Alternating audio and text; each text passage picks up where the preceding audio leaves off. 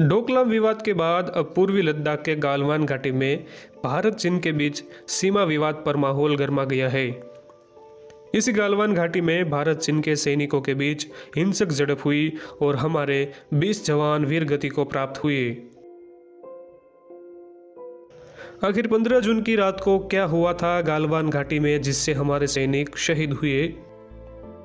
सेना ने कल इस बात की पुष्टि की थी कि लद्दाख की गालवान घाटी में लड़ाई में 20 सैनिक शहीद हुए हैं। सेना के सूत्रों ने बताया कि इस घटना में 45 चीनी सैनिक मारे गए हैं या घायल हुए हैं।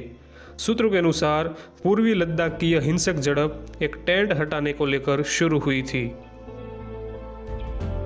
सोमवार मंगलवार की दरमियानी रात को हुई इस हिंसक झड़प के जो नए विवरण सामने आए हैं उसके अनुसार एक छोटा भारतीय गश्ती दल 15,000 फीट की दूरी पर गालवान नदी घाटी में एक चीनी टेंट को हटाने के लिए गया था। चीन ने 6 जून को दोनों पक्षों के लेफ्टिनेंट जनरल रैंक के अधिकारियों के बीच बातचीत के बाद इस टेंट को हटाने पर सहमति जताई थी।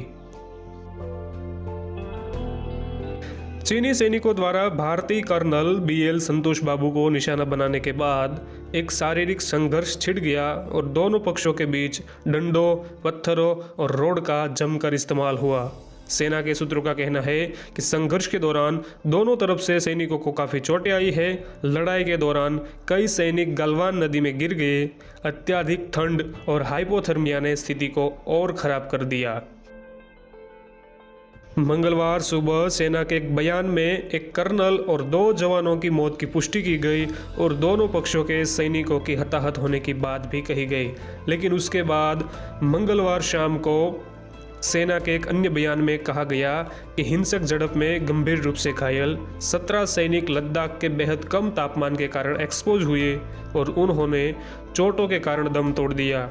गालवान क्षेत्र में भारतीय और चीनी सैनिक 15-16 जून की दरमियानी रात को एक दूसरे से भिड़ गए थे। उसमें हमारे 20 जवान शहीद हो गए।